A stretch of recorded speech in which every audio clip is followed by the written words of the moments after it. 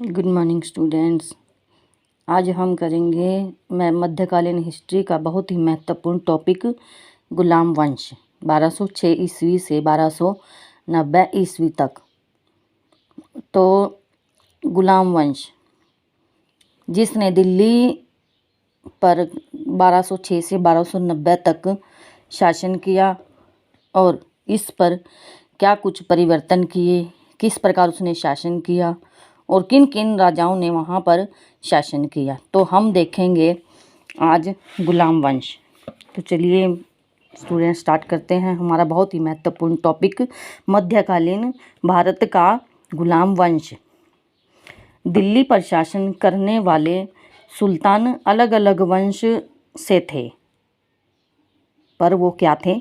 गुलाम थे। नंबर 1 है कुतुबुद्दीन ऐबक, जिसने अपने कुतुबी वंश की स्थापना की। दूसरा है इल्तुतमिश। इल्तुतमिश ने शमशी वंश की स्थापना की। तीसरा है बलबनी वंश। बलबन ने बलबनी वंश की स्थापना की। इन तीनों ने अपने अपने वक्त में अपने अपने वंश की स्थापना की। तो आरंभ में इन्हें दास कहा गया, क्योंकि इसमें इनका संस्थापक कौन था? वो एक दास था। कौन था वो? कुतुबुद्दीन ऐबक। तो आरंभ में इन्हें दास कहा गया, लेकिन इस वंश का प्रथम शासक क्यों कहा गया? क्योंकि इस वंश का प्रथम शासक एक दास था।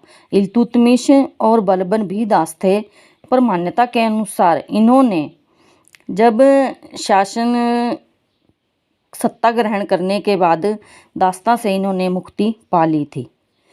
तो गुलाम वंश में टोटल 11 शासक थे। 11 शासकों ने दिल्ली पर राज किया। 11 शासकों में से ऐबक, इल्तुतमिश और बलबन ही दास थे, और इनके बाद जो पीढ़ी आई उन्होंने सत्ता ग्रहण करने के बाद अपने आप को दासता से मुक्त कर लिया। तो कुछ इतिहासकार हैं जिन जो इनको कोई अपने अनुसार, अपने तर्क के अनुसार मान्यता दे रहे हैं। तो कुछ इन्हें इल्बरी वंश, कुछ इन्हें बलबनी वंश, तो कुछ इन्हें मामलुक वंश। ये अपनी अपनी भाषा में सब बता रहे हैं। किसके बारे में? गुलाम वंश के बारे में। तो इसी तरह बलबन के दरबार में मिन्हाजुद्दीन सिराज एक वो था। मिन्हाजुद्दीन सिराज उसके दरबार की शोभा बढ़ाता था और प्रथम इल्बरी शासक था। कौन सा था प्रथम इल्बरी शासक? इल्तुतमिश। तो नंबर 1 था इल्बरी शासक, ये नंबर 1 था। इसके हिस्टोरियोग्राफर अजीज अहमद हैं, तुर्क। अजीज अहमद इन्हें तुर्की मानते हैं, और कुछ हिस्टोरियोग्राफर उन्हें तुर्क मानते हैं। इसका प्रयोग अनुचित माना जाता है, क्योंकि वंश शब्द का प्रयोग अनुचित माना जाता है। कुछ हिस्टोरियोग्राफर हैं जैसे हबीबुल्ला है। हबीबुल्ला ने इनको मामलुक कहा है। मामलुक का मेन अर्थ है, मामलुक अरबी भाषा का शब्द है। ये मामलुक जो है अरबी भाषा का शब्द है, और इसका अर्थ है कि गुलामी के बंधन से मुक्त माता पिता से उत्पन्न वंश। गुलामी के बंधन से मुक्त माता पिता से उत्पन्न जो वंश हैं वो मामलुक वंश के अंदर आते हैं। किसने कहा है? हबीबुल्ला ने। इसी तरह 1206 से 1290 तक मामलुक नाम, इसके कितने? 11 शासक, और कितने वर्षों तक किया है? 84 वर्षों तक इसने यहाँ शासन किया है। कुतुबुद्दीन ऐबक। तो चलिए करते हैं स्टार्ट अपना टॉपिक कुतुबुद्दीन ऐबक। नंबर 1, भारत में तुर्की राज्य का ये संस्थापक था। तुर्क से आया था, तुर्की राज्य का संस्थापक था, और मोहम्मद गोरी का दास था। मोहम्मद गोरी का दास कुतुबुद्दीन ऐबक, और इसने कुतुब मीनार बनवाए। दिल्ली में, कुव्वत अल इस्लाम मस्जिद बनवाई दिल्ली में, और 2.5 दिन का झोपड़ा अजमेर में। इसके जो बनवाए हुए ये इमारतें हैं। इसे प्रथम तुर्की साम्राज्य का संस्थापक हुआ, तो यह सबसे पहला प्रथम तुर्क शासक हो गया। सुल्तान की उपाधि धारण इसने नहीं की है, कोई भी सुल्तान की उपाधि इसने धारण नहीं की है। सिर्फ इसने पदवियाँ ली हैं मलिक की और सिपह सलार की। किसने ली हैं? कुतुबुद्दीन ऐबक ने मलिक व सिपह सलार की पदवियाँ ली हैं। ना अपने नाम के आगे इसने कभी खुतबा पढ़ाया, न सिक्के चलाए। और बाद में गौरी के उत्तराधिकारी गियासुद्दीन ने उसे सुल्तान स्वीकार किया था। जैसे मैं बता रही थी पहले कि जो कुतुबुद्दीन ऐबक था वो मोहम्मद गौरी का दास था। तो गौरी के उत्तराधिकारियों ने गियासुद्दीन, गौरी का जो उत्तराधिकारी था गियासुद्दीन ने उसे सुल्तान स्वीकार कर लिया। उसकी योग्यता के उसे कारण उसे सुल्तान स्वीकार कर लिया। और इसे दास्तां से मुक्ति कब मिली? 1208 में। 1206 में तो ये बना था, लेकिन 1208 में इसे अपनी दास्तां से मुक्ति मिल गई। 1206 से 1210 तक राज किया। लाहौर को इसने अपनी राजधानी बनाया।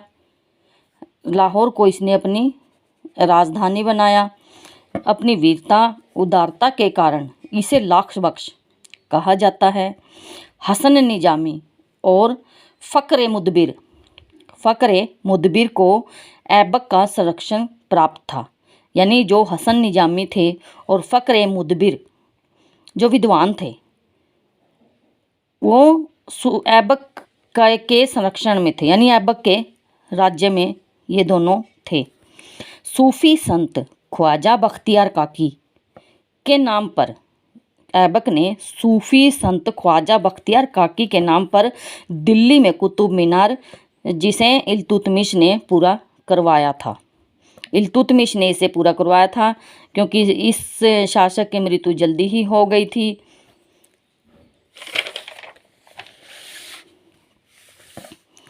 और तराइन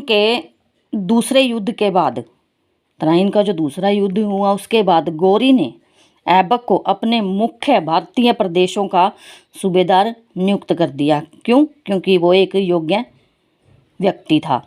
कुतुबुद्दीन ऐबक का उत्तराधिकारी उसका अनुभवहीन व अयोग्य पुत्र आराम शाह था।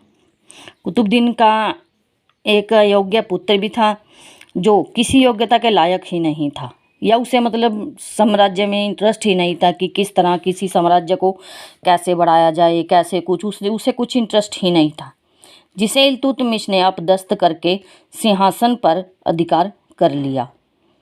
जिसे इल्तुतमिश ने मतलब उसे हटा के, अपदस्थ मीन्स उसे हटा के खुद सिंहासन प्राप्त कर लिया। ऐबक ने साम्राज्य विस्तार ऐबक ने नहीं किया। जो उसका साम्राज्य पहले उसे मिला था वो उसी में उसने सुदृढ़ीकरण, यानी अपनी सेना अच्छी की, अपना वेतन अच्छा किया, अपना मतलब जो भी साम्राज्य के काम हैं वो सारे उसने सुदृढ़ करे, मजबूत करे, उन पर ही जोर दिया, न कि अधिक साम्राज्य विस्तार पर। तो 1210 में अचानक ही चौगान उसका फेवरेट शौक था, और उसी को खेलते समय घोड़े से गिर जाने के कारण उसकी मृत्यु हो जाती है। कब? 1210 में। 1206 में तो बना था और 1210 में ये मर जाता है।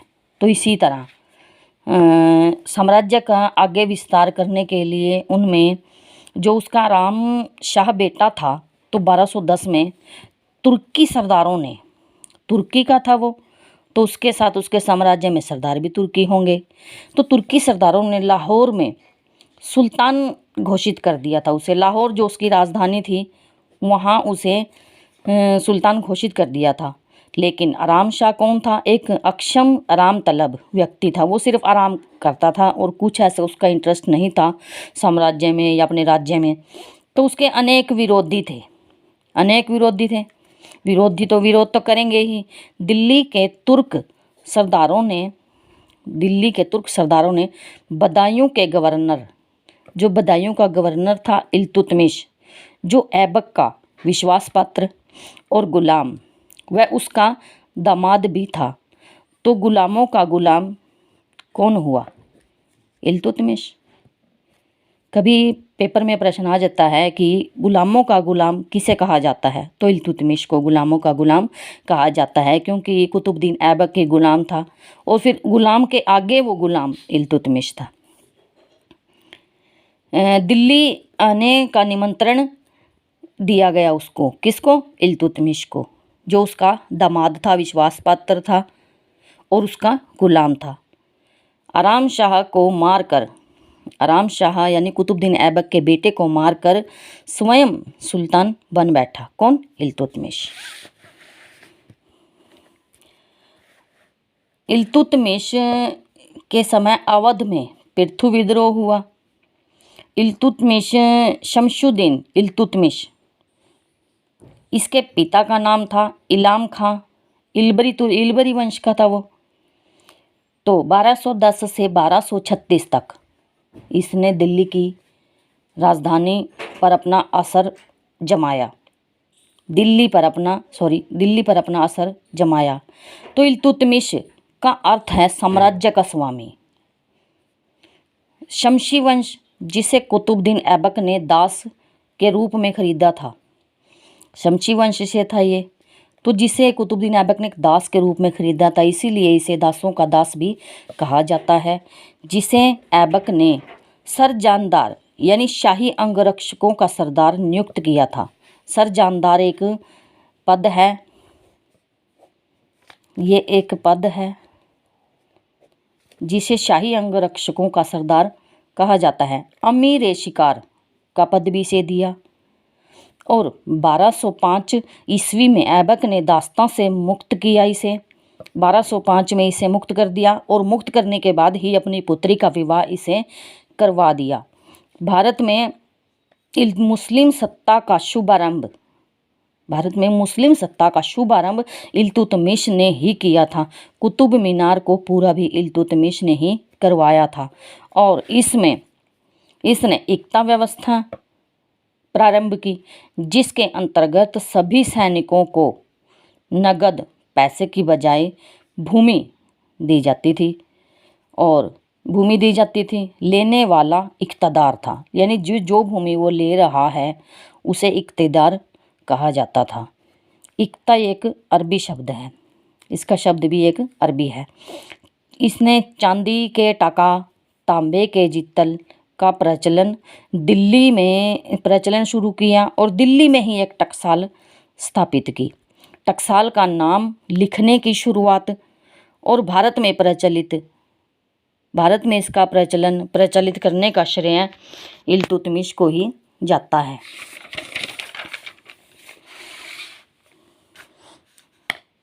सिक्कों पर नंदी व चौहान घुड़सवार अंकित किए। इल्तुतमिश ने दिल्ली का प्रथम शासक, जिसने सुल्तान उपाधि धारण कर स्वतंत्र 18 फरवरी 1229 ईस्वी को समाप्त किया गया। बगदाद के खलीफा से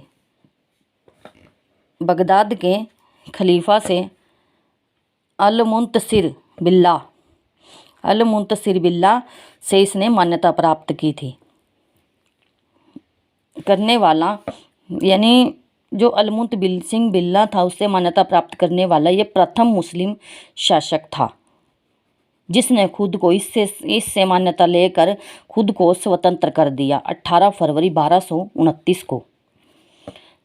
इसने 40 दल चालीसा चलाया, दल चालीसा का संगठन किया, जिसमें 40 व्यक्ति थे और वो 40 ही इसके विश्वास पात्र थे। उसके अंदर गुप्तचर, महत्वपूर्ण सैनिक वगैरह जो भी उसने डाले, तो उसके विश्वास पात्र वो दल चालीसा का संगठन करके जो इसके इर्द गिर्द रहते थे। इल्तुतमिश के 1221 ईस्वी में चंगेज खां के नेतृत्व में मंगोल सेना ख्वारिज़्म के राजकुमार जलालुद्दीन मंगबरनी का पीछा करते हुए मंगोल आक्रमण से बचा था। चंगेज खां के नेतृत्व में मंगोल सेना का जो मंगबर पीछा करते हुए आया था, तो मंगल आक्रमण का से इसने बचा लिया था इल्तुतमिश ने। और इसने गुंबद निर्माण का पिता इल्तुतमिश को कहा जाता है। इसने जैसे सुल्तानगढ़ी का मकबरा अपने पुत्र नासिरुद्दीन मोहम्मद की कब्र पर, सुल्तानगढ़ी का मकबरा अपने पुत्र नासिरुद्दीन मोहम्मद की कब्र पर बनाया था, और यह भारत का प्रथम मकबरा बना, यह भारत का प्रथम मकबरा बना। मोहम्मद गौरी के नाम पर मदरसा-ए मुंडली दिल्ली में बनवाई गई।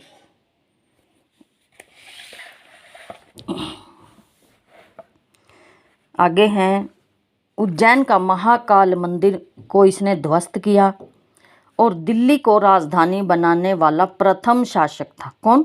इल्तुतमिश। न्याय चाहने वाला व्यक्ति लाल वस्त्र धारण करता था। न्याय चाहने वाला व्यक्ति यानी जिसको भी न्याय चाहिए होता था उसके काल में, तो वो लाल वस्त्र पहनकर आता था और उससे न्याय की मांग करता था। हिस्टोरियोग्राफर इसके बारे में अलग अलग जैसे इतिहासकार बताते हैं हर एक शासक की अच्छाइयों बुराइयों के बारे में, तो इसी तरह एक हिस्टोरियोग्राफर इसे भी कहते हैं डॉक्टर R.P. त्रिपाठी। भारत में मुस्लिम संप्रभुता का प्रारंभ करने वाला ये शासक माना जाता है। दरबार में मिन्हाज सिराज ने तबकाते नासिरी की रचना की, जिसमें आरंभिक मध्यकाल का ज्ञान होता है।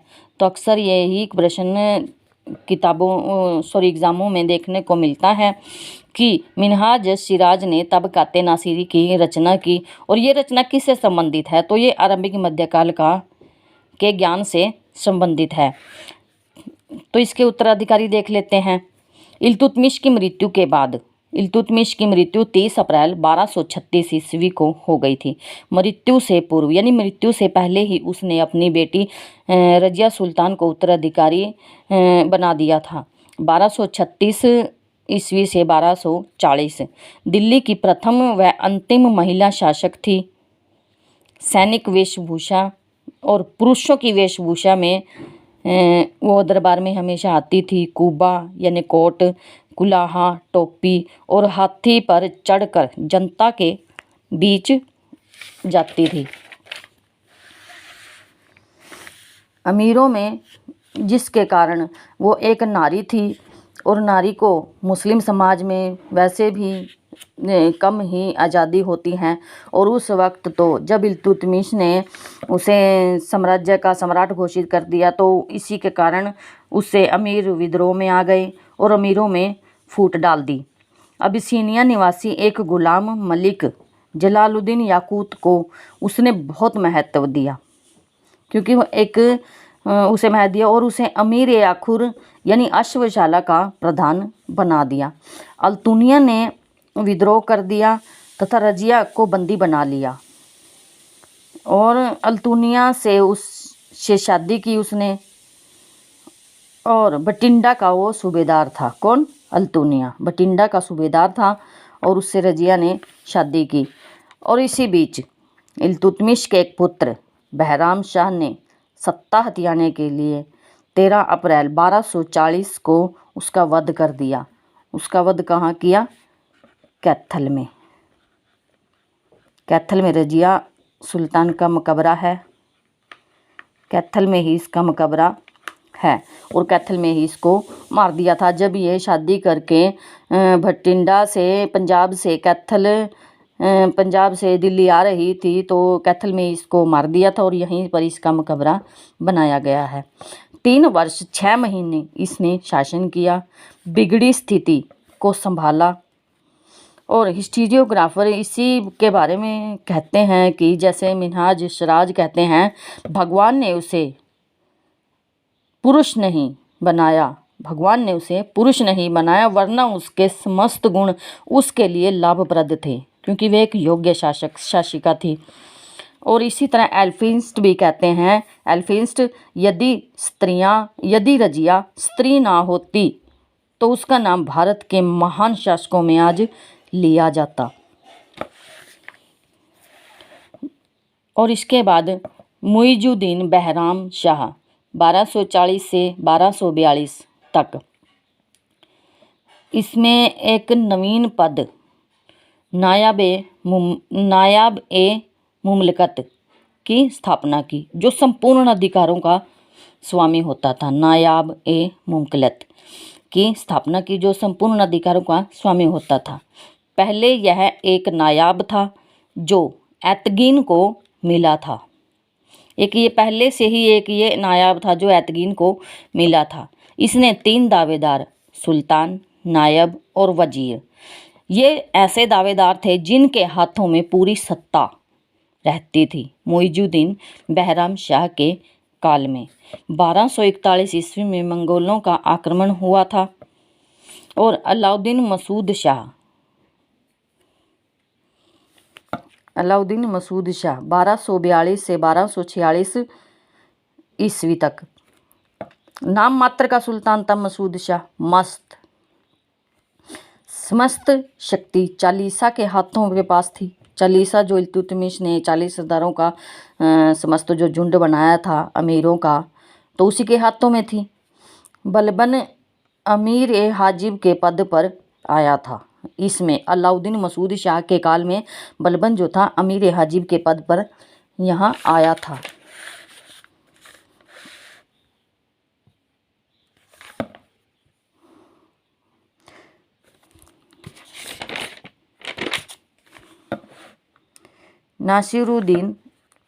नासिरुद्दीन महमूद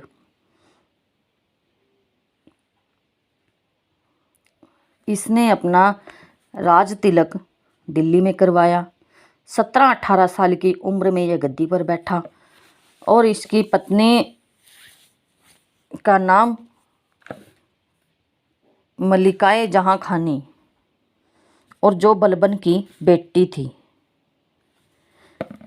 तो स्वभाव से ये मधुर, धार्मिक, कुरान की आयतें लिखता था, कुरान की नकलें उतारता था, नकल करने की इसकी आदत थी और टोपी बुनकर ये अपना खर्चा स्वयं निकालता था।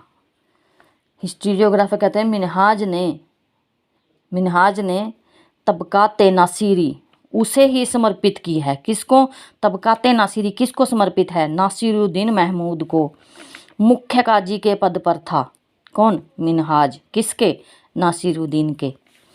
समस्त शक्ति बलबन के पास थी। क्यों? क्योंकि उसने इसको अपना दामाद बना लिया था और अपनी बेटी की शादी इसके साथ कर दी थी। 1249 ईस्वी में बलबन को उलुग खां की उपाधि दी गई और नायाब ए मुमलकत पद दिया गया, जिसके अंदर नायाब, वजीर इत्यादि सब महत्वपूर्ण सैनिक आते थे। मुसलमानों का एक अलग पद नेता इमामुद्दीन रहमान धर्मच्युत यानी धर्म पर नियुक्त कर दिया उसे। मुसलमानों का एक अलग नेता बना दिया इमामुद्दीन रहमान, और जिसे धर्म के पद पर नियुक्त कर दिया कि यही बताएगा कि किसको धर्म में क्या कुछ करना है और कैसे करना है, कैसे अपने रीति रिवाज चलाने हैं। तो 1265 में नासिरुद्दीन महमूद की मृत्यु होने पर बलबन ने स्वयं को शासक घोषित कर दिया। नासिरुद्दीन तो मर गया, तो 1265 में उसने स्वयं को शासक घोषित कर दिया। उसकी मतलब जो ये तो पत्नी थी उसकी महमूद की, मलिकाए जहाँ खानी और बलबन की बेटी थी। अब आते हैं बलबन पर। बलबन ये 9वां शासक था। बलबनी वंश का 9वां शासक था ये, और 1266 से 1287 ईस्वी तक इसने राज किया।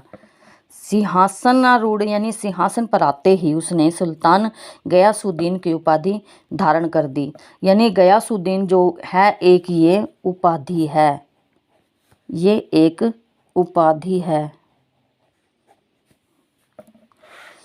बलबन को ख्वाजा जमालुद्दीन बसरी का नाम एक व्यक्ति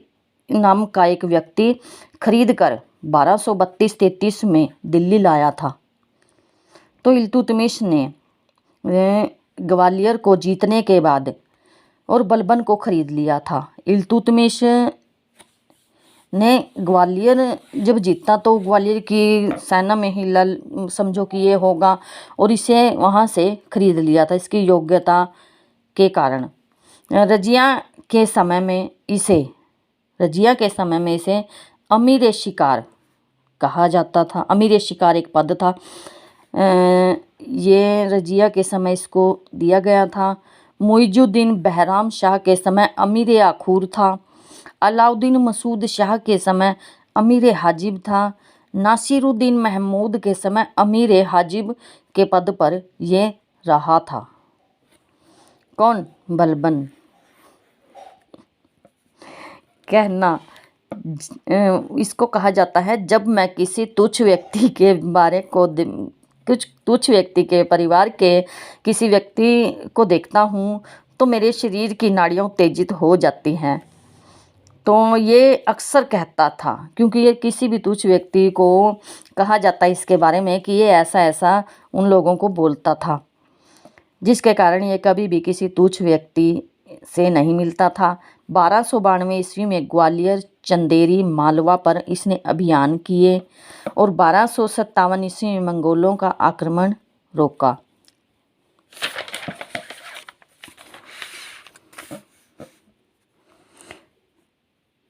तुर्कान ए चहलगानी, यानी जो 40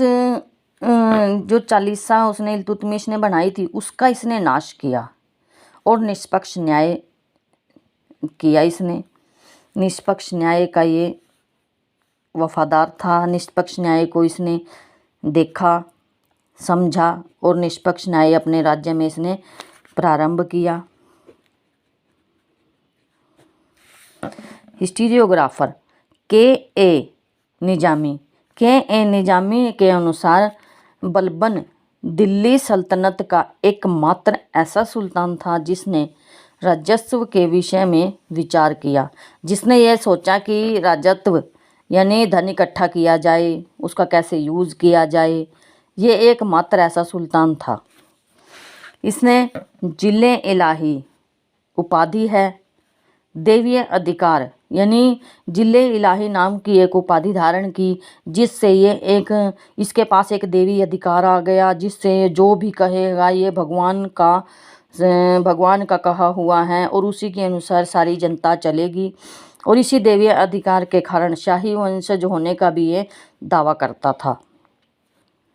शाहनामा फिरदौसी में वर्णित शाहनामा एक पुस्तक है जो फिरदौसी ने लिखी है।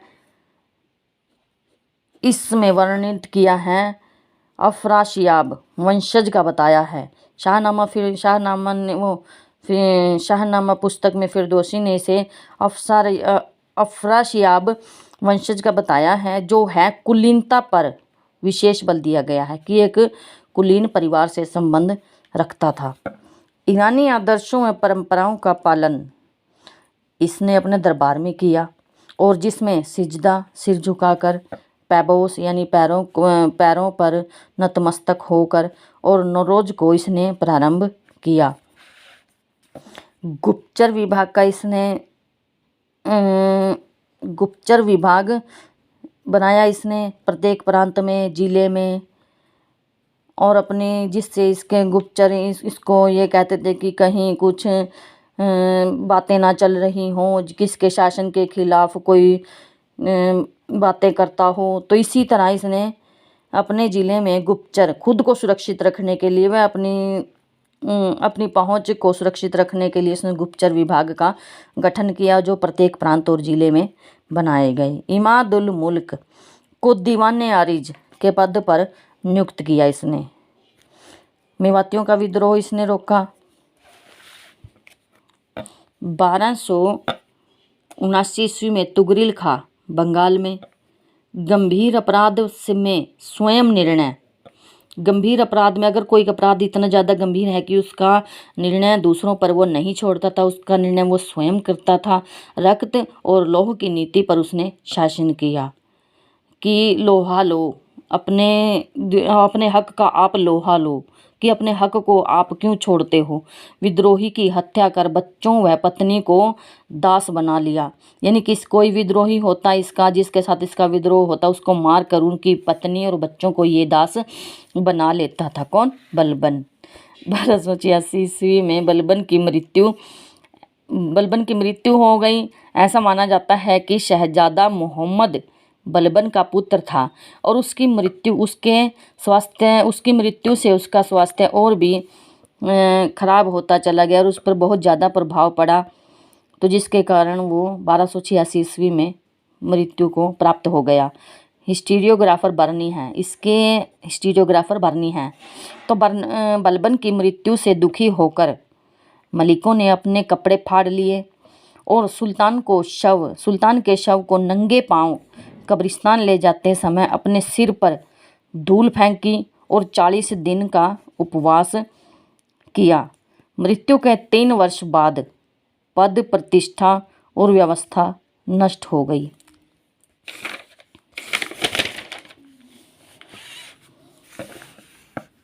और इसी तरह सल्तनत को स्थायित्व, आंतरिक प्रशासन को व्यवस्था की, परंतु वह अपने उत्तराधिकारियों के लिए कुछ न कर सका। उसने सिर्फ यानी आंतरिक प्रशासन जैसे गुप्तचर प्रणाली और स्थायित्व जैसे सैनिकों का पद स्थायी कर दिया, और वो खुद के जो मतलब उसके उत्तराधिकारी थे उनके लिए उसने कुछ नहीं किया।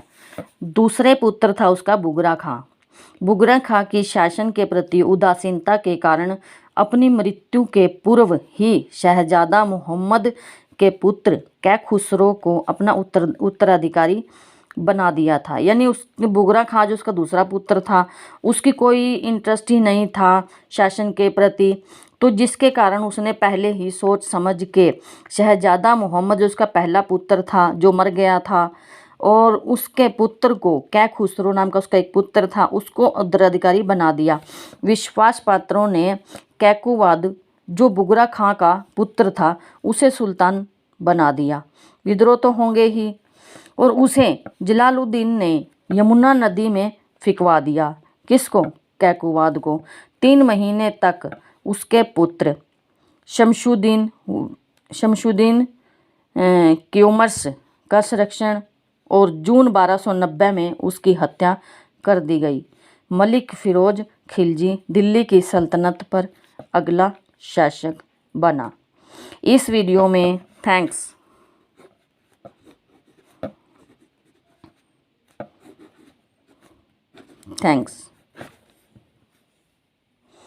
इस वीडियो में पढ़ने के बाद आपको गुलाम वंश से कोई क्वेरी नहीं रहेगी।